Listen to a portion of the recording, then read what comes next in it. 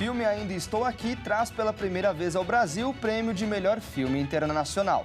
E você vai ver ainda. Ataque com faca em Israel deixa vários feridos. Agressor foi morto pela polícia. Polícia Militar atendeu a 162 ocorrências durante as festas de rua no estado de São Paulo. E ainda, onda de calor se estende até o mês de março no Brasil. Essas e outras notícias você acompanha agora no Redação Hit. Olá, bom dia. Agora são 11 horas e 30 minutos pelo horário de Brasília. Seja muito bem-vindo ao Redação Hit, edição manhã, segunda-feira, dia 3 de março de 2025. Chegamos agora ao vivo com as principais notícias dessa segunda-feira. Olha só, um ataque com faca em um terminal de ônibus de Haifa, em Israel, deixou um morto e 4 feridos. A polícia considera o ataque como terrorista e investiga o caso.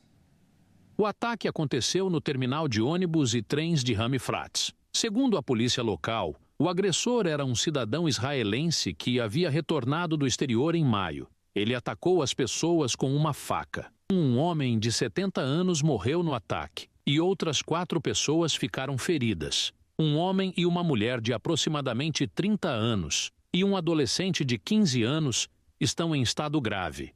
A polícia de Haifa foi acionada para proteger o terminal e matou o agressor no local. As autoridades classificaram o episódio como atentado terrorista, o que significa que o ataque tem relação com o conflito entre Israel e Hamas em Gaza. E olha só, a gente segue com as notícias internacionais. Enquanto altos funcionários dos Estados Unidos pressionam a renúncia de Zelensky, a Europa mostrou apoiar mais do que nunca o presidente da Ucrânia. Acompanhe. O impasse na busca por uma trégua entre Rússia e Ucrânia deixada por Trump após reunião no Salão Oval gerou confusões entre os norte-americanos e o presidente ucraniano.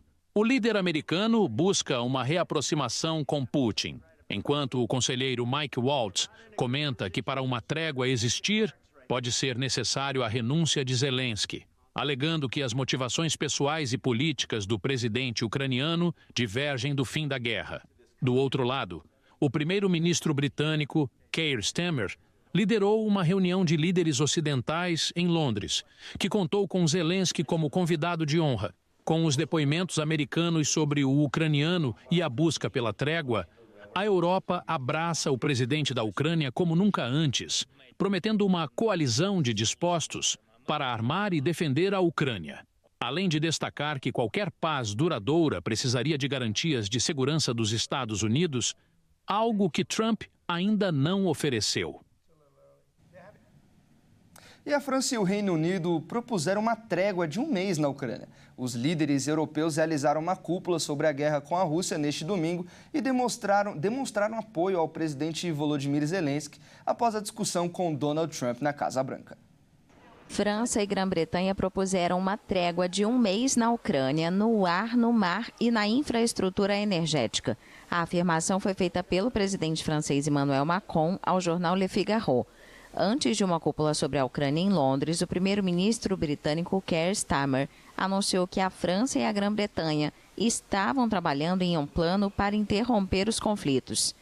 Líderes europeus uniram forças com o país atualmente em guerra contra a Rússia em uma reunião de cúpula em Londres, na qual se comprometeram a fazer mais pela segurança do continente e insistiram na necessidade de manter o apoio dos Estados Unidos. Cerca de 15 líderes aliados da Ucrânia buscavam acordos sobre segurança em uma demonstração de apoio ao país após a discussão da última sexta-feira entre os presidentes americano e ucraniano na Casa Branca. O governo ucraniano e a Europa acompanham com preocupação a reaproximação entre Trump e o presidente russo Vladimir Putin, que iniciaram negociações bilaterais para encerrar a guerra sem convidar a Ucrânia ou os europeus. E olha só, um grupo de pesquisadores realizaram um estudo para mostrar quais são as marcas de celular mais roubadas em São Paulo. Vamos conferir agora o resultado. Um ranking feito por pesquisadores mostrou as marcas de celulares mais roubadas em São Paulo. O levantamento foi feito com os dados disponibilizados pela secretária da Segurança Pública de São Paulo. A marca sul-coreana Samsung é a que mais ocupa o ranking de celulares mais furtados na capital, com 54 mil registros de furtos desde o ano passado. A Apple está em segundo lugar de celulares mais furtados. Segundo os registros, mais de 46 mil aparelhos da marca norte-americana foram furtados ou roubados em 2024. Em seguida, aparecem na lista Motorola em terceiro, Xiaomi em quarto, LG em quinto, Positivo em sexto e a Nokia em sétimo lugar. A Samsung é um dos aparelhos mais caros, com disponíveis para venda com valores que variam entre R$ 649 até os que ultrapassam R$ 10 mil. A Apple é conhecida por fazer celulares mais caros, variando entre R$ 3 mil e R$ 9 mil. A Secretaria da Segurança Pública disse que as forças de segurança têm tomado as iniciativas para o combate a esses crimes e a receptação dos aparelhos. Entre elas, a Operação Mobile apreendeu 55 mil celulares na capital e 36 mil foram devolvidos aos proprietários. E a Polícia Militar atendeu mais de 100 ocorrências durante as festas de rua no estado de São Paulo. A operação resultou em 35 presos e vários celulares apreendidos. Vamos ver. As festas de rua no estado de São Paulo causam mais confusão do que diversão para as pessoas. E é por isso que a Polícia Militar colocou nas ruas agentes disfarçados para ser o terror dos bandidos. Durante o fim de semana que antecede o feriado prolongado, policiais fantasiados atenderam 162 ocorrências nas festas de rua, sendo 32 de natureza criminal. Dentro das ocorrências, 35 pessoas foram detidas, 32 celulares foram apreendidos, juntos de uma arma de fogo e uma faca. Além da Polícia Militar, a Guarda Civil Metropolitana registrou outras 18 ocorrências durante o fim de semana. Dentre elas, 2 são de roubos e 5 de violência doméstica. Câmeras do Smart Sampa foram usadas para reconhecimento facial.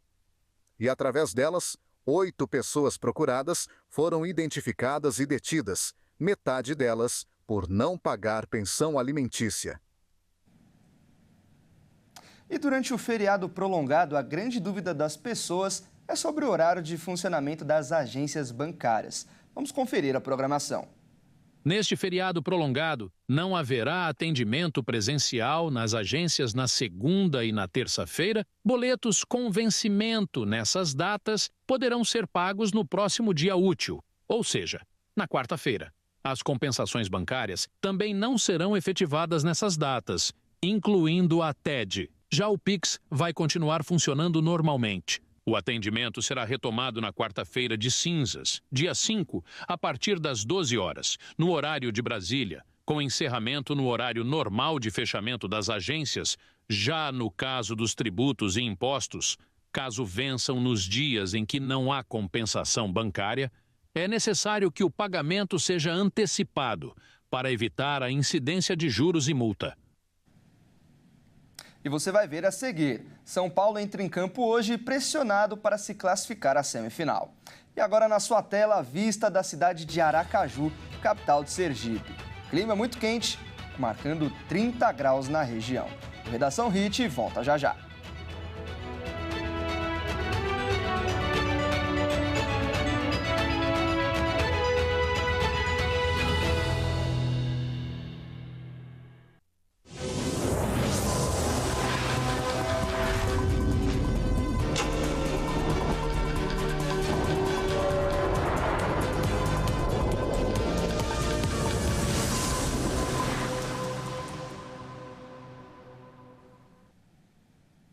Onze horas e 41 minutos pelo horário de Brasília, nós estamos de volta com mais notícias.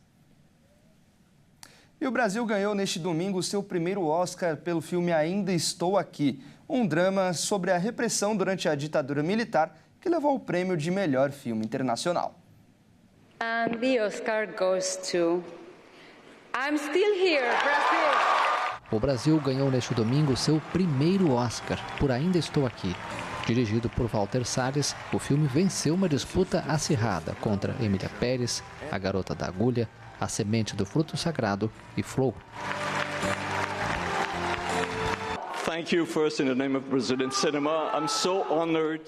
Obrigado em primeiro lugar em nome do cinema brasileiro. Estou muito honrado em receber isso, em um grupo tão extraordinário de cineastas. Isso vai para uma mulher que, após uma perda sofrida durante um regime autoritário, decidiu não se curvar e resistir. Então, esse prêmio vai para ela. Seu nome é Eunice Paiva. This prize goes to her. Her name is Eunice Paiva. Salles também dedicou o Oscar a Fernanda Torres e a Fernanda Montenegro. O longa, estrelado por Fernanda Torres, é ambientado na ditadura militar e conta a história do desaparecimento de Rubens Paiva, ex-deputado que foi sequestrado por agentes do Exército. Com enorme reconhecimento internacional, a obra seduziu o público e a crítica e fez sucesso na temporada de premiações. E para falar mais sobre essa premiação tão importante, nós vamos conversar agora com um especialista no assunto. Nosso convidado é o professor e cineasta Gustavo Rodrigues. Olá, Gustavo, seja muito bem-vindo ao nosso jornal. Olá, bom dia a todos, muito obrigado pelo convite. Eu que agradeço. E, professor, a expectativa dos brasileiros era muito grande em relação à premiação do filme. Então, primeiro eu peço que você avalie o resultado. Realmente merecia o prêmio de melhor filme do ano? Muito bem. Bom, toda vez que a gente fala de premiação no quesito arte é sempre complicado porque a arte é algo muito subjetivo, né? Então vão ter pessoas que vão amar um filme, vão não gostar tanto de outro.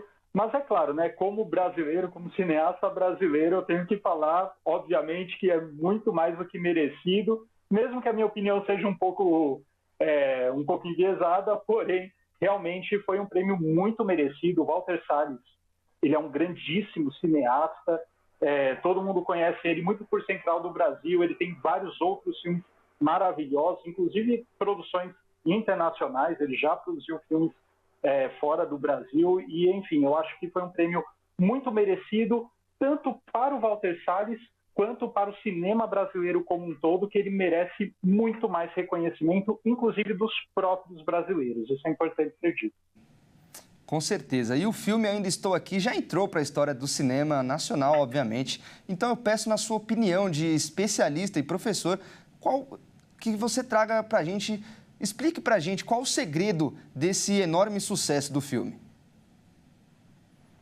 Bom, não existe apenas um fator, né, que justifica todo esse sucesso, né? São inúmeros fatores.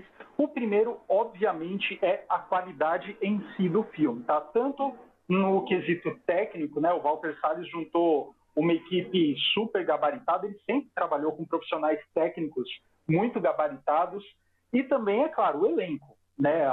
A Fernanda Torres, a Fernanda Montenegro, que embora faça uma pequena participação, ainda está lá. Então, assim, é um filme que tem tudo para dar certo, né? A equipe certa, elenco certo, uma história contundente. Isso também é importante ser dito. Quando você tem uma história contundente que mexe com as afeições, né? Mexe com o histórico de todo um povo, que no caso é o povo brasileiro, isso também dá muito mais força para o filme, né? Inclusive o próprio contexto atual, mesmo que seja um filme de época, ele foi produzido dentro de um contexto num mundo político muito polarizado, não só no Brasil, mas nos Estados Unidos também, na Europa. Então você trazer esse recorte histórico de uma forma contemporânea, com um olhar contemporâneo, isso tudo é muito importante. E, claro, a gente não pode falar que as redes sociais deixaram a academia incólume, né? De maneira alguma. Todo esse frisson nas redes sociais, não só em torno da própria Fernanda Torres, mas do filme em si, tudo isso ajuda a ter um clamor, né? Então as pessoas começam a falar sobre o filme, pessoas que nem necessariamente são cinéfilas ou cinéfilos, ganharam interesse genuíno em ver o filme, não só aqui no Brasil, isso é importante mencionar também. O filme foi o recorde de bilheteria de filmes latinos lá no Reino Unido, por exemplo.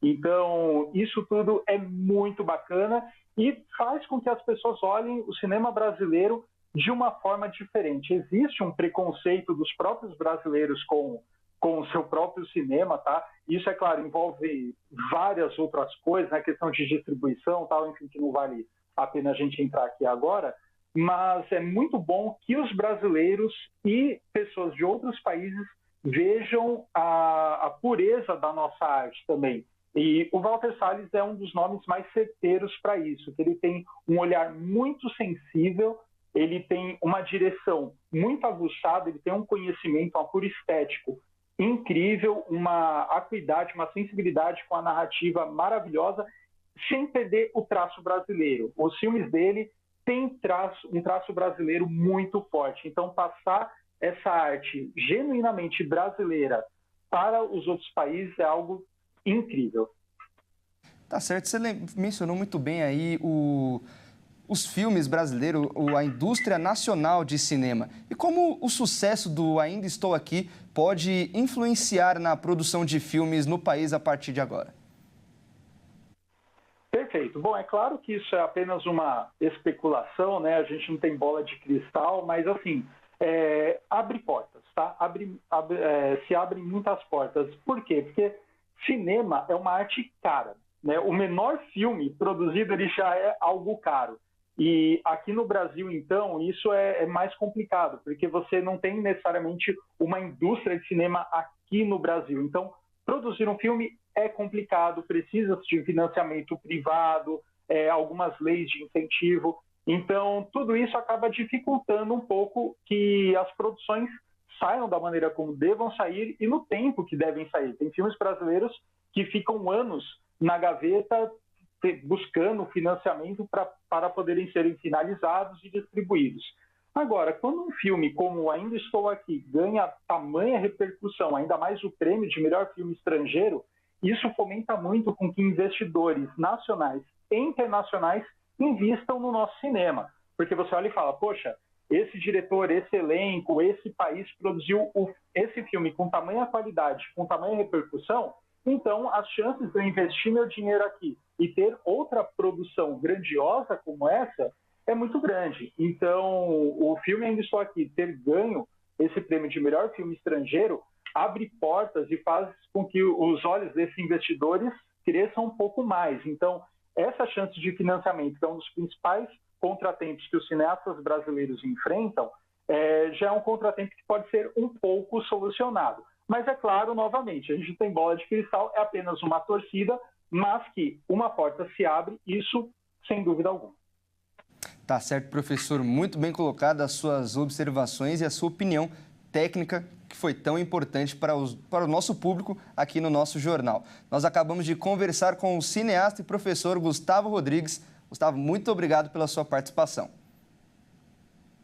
Eu que agradeço e fica a dica aí para o pessoal que está assistindo. Assistam filmes nacionais, tá? Tem vários maravilhosos, não apenas este Ainda Estou Aqui. Deem uma caçada, não só na carreira do Walter Salles, mas em outros grandes diretores, Alfonso Cuarón, Fernando Meirelles, enfim, vocês vão se surpreender porque tem filmes nacionais que são maravilhosos e vão mudar seu olhar sobre essa arte. Muito obrigado pelo convite e até mais. Grande abraço. E olha só, agora vamos falar sobre o clima. A onda de calor deve se manter aqui no Brasil até o mês de março. Com o bloqueio atmosférico, as altas temperaturas devem se manter até o dia 10.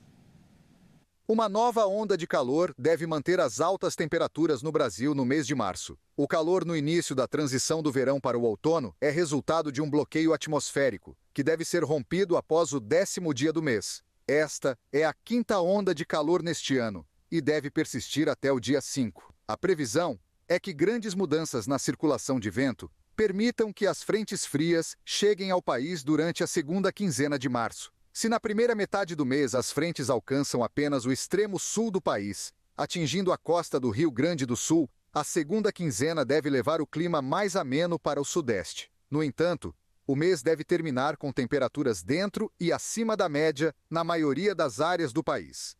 Os episódios de chuva volumosa podem ocorrer nas áreas litorâneas do sul e do sudeste. Outras áreas, como Mato Grosso do Sul, Goiás e Distrito Federal, também estão em alerta para as chuvas, mas os temporais devem ocorrer apenas a partir do fim da primeira quinzena do mês. Bom, vamos agora falar de esportes aqui no Redação Hit.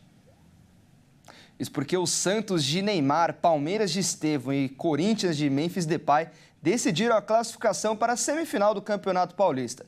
E agora a responsabilidade de ter os 4 grandes após 6 anos é do trio do Tricolor Paulista. Os 3 jogos já disputados nas quartas de finais do Paulistão tiveram algo em comum. Os craques de Palmeiras, Corinthians e Santos desequilibraram nas classificações. Estevão brilhou com os 2 golaços da vitória de 3-0 do Palmeiras sobre o São Bernardo. A joia alviverde de 17 anos não só abriu o placar, mas também ampliou para garantir a classificação da equipe palestrina.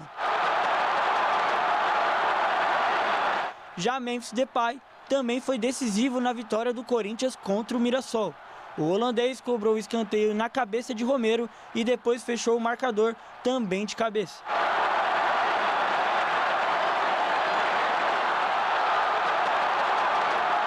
Neymar foi o outro a chamar a responsabilidade para si, na classificação do Santos diante o Bragantino. O craque balançou a rede em uma cobrança de falta no início do duelo e no segundo tempo ele bateu o escanteio que resultou no gol de João Schmidt.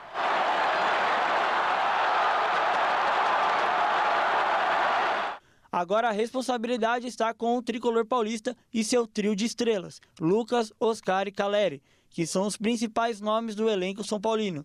A expectativa da torcida recai, principalmente por ser o único grande do estado ainda fora da semifinal. O São Paulo enfrenta o Novo Horizontino hoje, no estádio do Morumbi, às 8 horas da noite, no horário de Brasília. Bom, e antes da gente encerrar, vamos conhecer a cidade de Olímpia. E você confere agora aí a vista da cidade e do parque aquático. E olha só, hoje Olímpia é conhecida como a cidade das águas quentes e é famosa por sua infraestrutura turística de alta qualidade, que atrai visitantes de todo o país em busca de diversão, lazer e relaxamento em suas águas termais. A cidade se transformou na década de 1920, quando as propriedades termais foram descobertas e elas atraíram a atenção de visitantes em busca de suas propriedades recreativas. E com essa bela imagem eu encerro o jornal de hoje. Agradeço demais a sua companhia, uma ótima semana e até mais.